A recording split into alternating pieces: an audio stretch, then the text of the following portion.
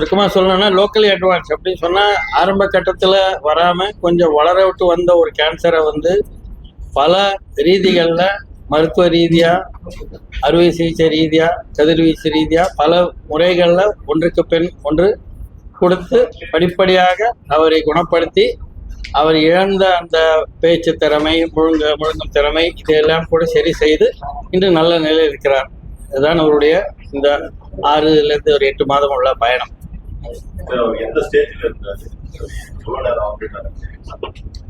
அவர் இருந்த ஸ்டேஜ் வந்து T4 சொல்லுவோம், T4 டங் சொல்லுவோம், with involvement of hyoid bone, with N2 nodes சொல்லுவோம், மல்டிபிள் நோட்ஸ், பக்கத்தில் நெருக்கட்டிலாம் வந்து கொஞ்சம் பரவி இருக்கும் N2 நோட்ஸ், அண்ட் M0னா வந்து மெட்டாசிஸ்ல தூர இடங்களுக்கு பரவலை அப்படிங்கிறது.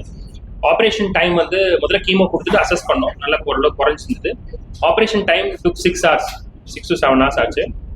ஸோ ஃபர்ஸ்ட் 3 hours வந்து அப்ளேட்டிவ் சர்ஜரி அப்படின்னு சொல்லுவோம், அதாவது முழு நாக்கையும் எடுக்கிறது, ப்ளஸ் அந்த ஃப்ளோர் ஆஃப் தி மவுத், நாக்கு கீழே இருக்கிற தசைகள் எல்லாத்தையும் எடுக்கிறது, ப்ளஸ் அது கீழே போயிட்டு ஹையாய்ட் போன் அதையும் எடுக்குது, இந்த தொண்டைக்கு மேலே இருக்கிற ஒரு எலும்பு ஹையாய்ட் போன் அதையும் எடுக்கணும், ப்ளஸ் லிம்ஃப் நோட் செக்ஷன்ஸ் சொல்லுவோம், பைலேட்டரல், 2 பக்கம் ஒரு ஃபுல் நாக்கு இன்வால்வ் ஆகுது, 2 பக்கம் இருக்கிற கழுத்தில் இருக்கிற 2 பக்கம் இருக்கிற நெருக்கட்டியும் வந்து நம்ம ஃபுல்லாக எடுக்கணும். லெவல் 1 to 5 ஃபுல்லாக எடுத்தாச்சு. எடுத்ததுக்கப்புறம் அது ஒரு 3-3.5 மணி நேரம் ஆச்சு. அதுக்கப்புறம் ஒரு 3 மணி நேரம் வந்து பிளாஸ்டிக் சர்ஜரி. பிளாஸ்டிக் சர்ஜரி அப்படின்னா அவருடைய தொடையிலேருந்தே ஒரு சதையை எடுத்து அதை நாக்கு மாதிரி வந்து ஃபார்ம் பண்ணி அதை அந்த இடத்துல வச்சு தைச்சிட்டு அந்த சதைக்கான ரத்த பிளட் சப்ளை வந்து கழுத்தில் இருக்கிற ஒரு ஒரு வெசல்லேருந்து எடுத்து அதை ஜாயின் பண்ணுறது தான் பிளாஸ்டிக் சர்ஜரி. ஸோ அது தட் டுக் 3.5 hours. அப்புறம் ட்ரக்கியோஸ்டமின்னு சொல்லுவோம், இந்த பேஷண்ட்டுக்கு ட்ரக்கியோஸ்டமி, பெக் டியூப்னு சொல்லுவோம். பெக் டியூப்னா வயிற்றுல ஒரு ஓட்டை போட்டு அது வழியாக டியூப்ல போட்டு, ஏன்னா சாப்பிட முடியாது பேஷண்டால ஆப்ரேஷன் பண்ண உடனே, ஸோ அந்த டியூப் போட்டு அது வழி ஆகாரம் கொடுத்துட்டு மூச்சு விடுறதுக்கு, பேஷண்ட் மூச்சு விடுறதுக்காக ட்ரக்கியோஸ்டமின்னு சொல்லுவோம், அந்த மூச்சு விடுறது அதையும் போட்டு அப்புறம் ஐசியூல இருந்தார் 2 days. 3rd day we transferred to ward, and by 10th day he got discharged. 10th 11th day he got discharged, and by 3 months he is to his normal work now after radiation everything. And last follow up 10 days முன்னாடி he is fine, disease free, he is able to talk, he is able to eat by his own mouth, and he is able to swallow everything. விஷயத்தை describe பண்றதுக்கு it is not rocket science அப்படின்னு சொல்லுவாங்க. ஒவ்வொரு பேஷண்ட்டும், ஒரு பிரச்சனையோட வரக்கூடிய ஒரு patient என்பது ஒரு புதிர், ஒரு பசல். அதை தனிப்பட்ட ஒருத்தரால தீர்வு பார்க்கறது வந்து சில நேரங்கள்ல சிரமம். இப்ப முடியாது, இதை ஒன்றும் செய்ய முடியாதுன்னு சொல்றாங்கன்னா தனிப்பட்ட ஒருவரால் முடியாது. ஆனா தேர்ந்த வல்லுநர்கள், பயிற்சி பெற்றவர்கள் சேர்ந்து அதை செய்யும் பொழுது, ஒரு வேலையை செய்யும் பொழுது, இப்ப எப்படி இஸ்ரோ ஒரு ராக்கெட் விடுறாங்களோ அதுக்கு பின்னாடி ஒரு பிளானிங் இருக்கும், இயர்ஸ் ஆஃப் டெடிகேஷன் இருக்கும், practice and execution.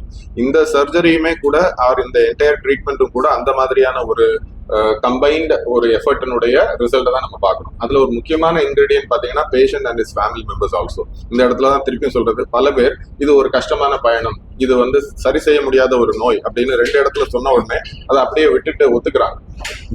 Giving up too early is a problem. ஆரம்பத்திலேயே வந்து இதை முயற்சியே செய்யாம வந்து இது ஒன்றும் செய்ய முடியாதுன்னு சொல்லிட்டாங்க, இங்க என்னால இதை பண்ண முடியாது. ஆனா கேன்சரை பொறுத்த வரைக்கும் அது உடம்புக்கு பண்றதோட மனதுக்கு பண்ணக்கூடியது ரொம்ப ஜாஸ்தி. அது ஒரு மனநோய் அப்படின்னே சொல்லலாம். புகையிலை பழக்கமும் ஒரு மனநோய், கேன்சர் ஒரு மனநோய். மொத்தத்திலே நம்ம வந்து கூடி வாழ்ந்தால் கூடி நன்மைன்னு சொல்ற மாதிரி ஊர் கூடி தேர் இழுக்கிறதுன்னு எல்லாம் சொல்ற மாதிரி தனிமையாக இந்த இடத்துலதான் ஒரு சோசியல் பியர் ப்ரெஷர் பத்தி சொன்னாரு டாக்டர் பேசும் பொழுது. மக்கள் ஒன்றுக்கொன்று எந்த ஒரு சூழ்நிலையிலையும் ஒருத்தருக்கு ஒருத்தர் உதவி பண்ணி அதை நம்ம இந்த இடத்துல என் பார்வையில பார்க்கறதுக்கு பலர் சேர்ந்து வந்தாங்க, பேஷண்ட்டும் சேர்த்து வந்தாரு, எல்லாரும் சேர்ந்து ஒரு வேலையை செய்து முடிச்சாங்க. அதனால ஒரு நல்ல அவுட்கம் நம்மளால கொடுக்க முடியும்.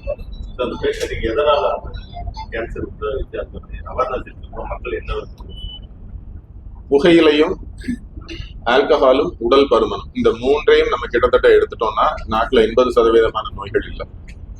ஸோ எப்படி வாழணும், இதை லைஃப் ஸ்டைல் டிசீஸ் அப்படின்னு ஒரே வார்த்தையில சொல்றோம். புற்றுநோய் எதனால வருது அப்படின்னா லைஃப் ஸ்டைல், நம்மளுடைய வாழ்க்கை முறையை சீரமைத்து கொண்டால். ஒரு நிமிஷத்துல அதை எப்படி சீரமைக்கிறதுன்னு சொல்றதுக்கு இல்லை, அது ஒவ்வொருத்தரும் வந்து யோசிக்க வேண்டியது. கேன் ஐ கெட் பெட்டர், இன்றைக்கு இருப்பதை விட நான் வந்து எப்படி நன்றாக இருக்கணும். ஒவ்வொரு மனிதனுடைய ஆசையும் அதுதான், என்னன்னா நம்ம நல்லா இருக்கணும் அப்படின்றதுல. ஆனா எது நல்லது அப்படின்னு தேர்ந்தெடுக்கக்கூடியது வந்து வாழ்க்கை சூழ்நிலைகளாலையும் நம்ம கூட இருக்கிறவர்களாலையும் அமையுது. ஸோ அந்த மாதிரியான ஒரு நல்ல வாழ்வியல் சூழலை அமைக்கிறது வந்து இன்றைய தலைமுறையினருடைய பொறுப்பு, ஒரு குடும்பத்தின் பொறுப்பு, ஒரு சமுதாயத்தின் பொறுப்பு அப்படின்னு நம்ம